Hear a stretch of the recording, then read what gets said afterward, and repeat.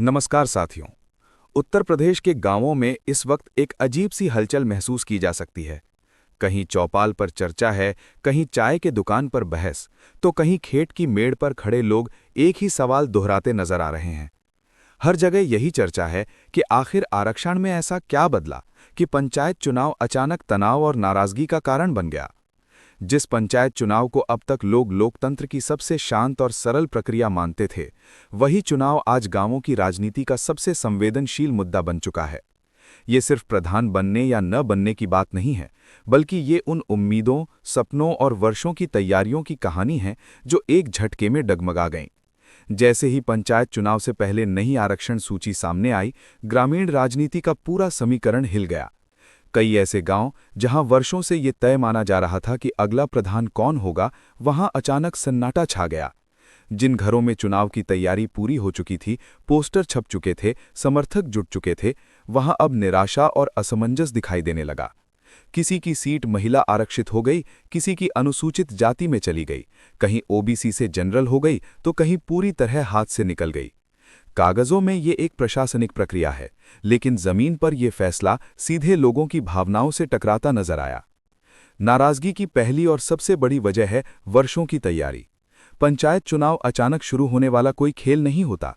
गांव में राजनीति करने वाला व्यक्ति सालों तक लोगों के बीच रहता है, सुख दुख में साथ देता है, शादी ब्याह से लेकर अंतिम संस्कार तक मौजूद रहता है, छोटे छोटे कामों के लिए अधिकारियों के चक्कर लगाता है।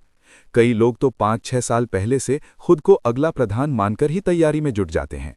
लेकिन जब आरक्षण सूची बदलती है और ये साफ हो जाता है कि अब आप उस सीट से चुनाव नहीं लड़ सकते, तो वही मेहनत पीड़ा बन जाती है। यही पीड़ा धीरे धीरे गुस्से का रूप ले लेती है। दूसरी बड़ी वजह है उम्मीद और अधिकार के बीच टकराव। बहुत से लोग ये मानकर चलते हैं कि पिछली बार सीट आरक्षित थी, इसलिए उन्होंने चुनाव नहीं लड़ा, इंतजार किया कि अगली बार मौका मिलेगा। गांवों में ये सोच बहुत गहरी है कि आरक्षण घूमता है और हर वर्ग की बारी आती है। जब ये धारणा टूटती है तो सवाल उठने लगते हैं कि नियम तो हैं, लेकिन हमारी बारी क्यों नहीं आई। यहीं से प्रशासन और व्यवस्था पर सवाल खड़े होने लगते हैं। लोगों को लगता है कि उनके साथ अन्याय हुआ है, चाहे वो कानूनी रूप से सही हो या गलत। तीसरी और सबसे संवेदनशील वजह है गांव का सामाजिक संतुलन। गांव का समाज बहुत नाजुक ताने बाने से जुड़ा होता है। जाति, रिश्तेदारी, पुरानी रंजिशें और आपसी समीकरण, सब कुछ एक दूसरे से जुड़ा होता है।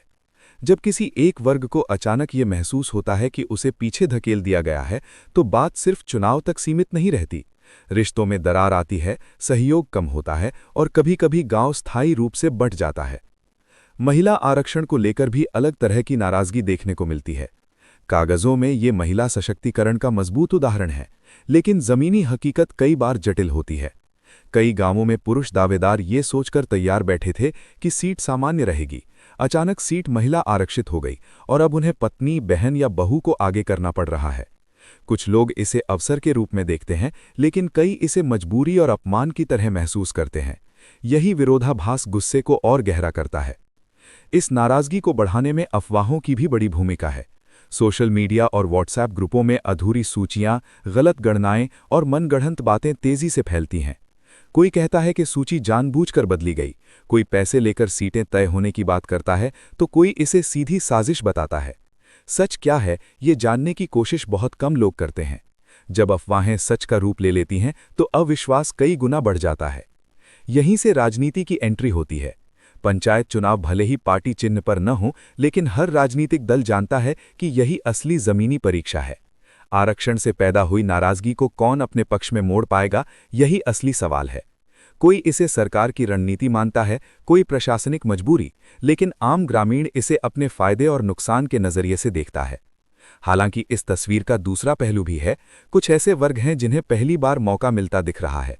उनके लिए ये आरक्षण उम्मीद की नई किरण है। लेकिन फर्क सिर्फ इतना है कि संतुष्ट लोग अक्सर शांत रहते हैं, जबकि नाराज लोग ज्यादा मुखर होते हैं। इसलिए माहौल एक तरफा गुस्से वाला दिखाई देता है। अब सवाल उठता है कि क्या ये नाराजगी चुनावी नतीजों को प्रभावित करेगी। पंचायत चुनाव में मतदान काफी हद तक व्यक्ति पर निर्भर करता है, पार्टी पर नहीं। लेकिन जब बड़ी संख्या में लोग खुद को ठगा हुआ महसूस करते हैं, तो उसका असर मतदान पर जरूर पड़ता है।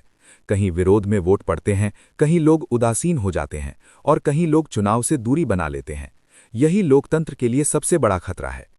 एक और पहलू है कानूनी लड़ाई। हर बार की तरह इस बार भी आरक्षण सूची को लेकर अदालत जाने की चर्चाएं हैं।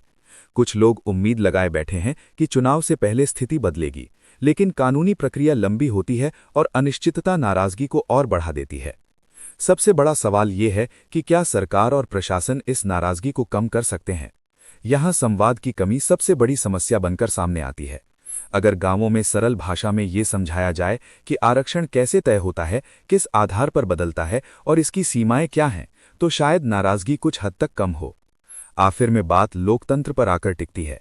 पंचायत चुनाव सिर्फ स्थानीय चुनाव नहीं है, बल्कि पूरे लोकतांत्रिक ढांचे की नींव है। अगर इसी स्तर पर लोगों का भरोसा कमजोर होने लगे तो इसका असर बहुत दूर तक जाता है। आरक्षण सामाजिक न्याय का एक माध्यम है, लेकिन जब वही लोगों को बांटने लगे तो आत्ममंथन जरूरी हो जाता है। आज गांव-गांव में जो गुस्सा दिख रहा है वो सिर्फ आरक्षण का नहीं, बल्कि वर्षों की अपेक्षाओं, अधूरी समझ, राजनीति और संवाद की कमी का परिणाम है। इस बार के पंचायत चुनाव सिर्फ प्रधान चुनने का जरिया नहीं होंगे, बल्कि ये बताएंगे कि गांव का मतदाता इस बदलाव को स्वीकार करता है या अस्वीकार। दोस्तों, फैसला आखिरकार जनता के हाथ में है। नाराजगी को विरोध में बदला जाए या लोकतंत्र को मजबूत करने में लगाया जाए, यही असली कसौटी है। पंचायत चुनाव हमें ये याद दिलाते हैं कि लोकतंत्र सिर्फ वोट डालने का नाम नहीं, बल्कि भरोसे, पारदर्शिता और भागीदारी का नाम है। इसी उम्मीद के साथ कि गांव की आवाज सुनी जाएगी और लोकतंत्र और मजबूत होगा, मैं आपसे विदा लेता हूं। वीडियो पसंद आया हो तो लाइक करें, शेयर करें और चैनल को सब्सक्राइब जरूर करें। फिर मिलेंगे अगली बड़ी खबर और गहरे विश्लेषण के साथ।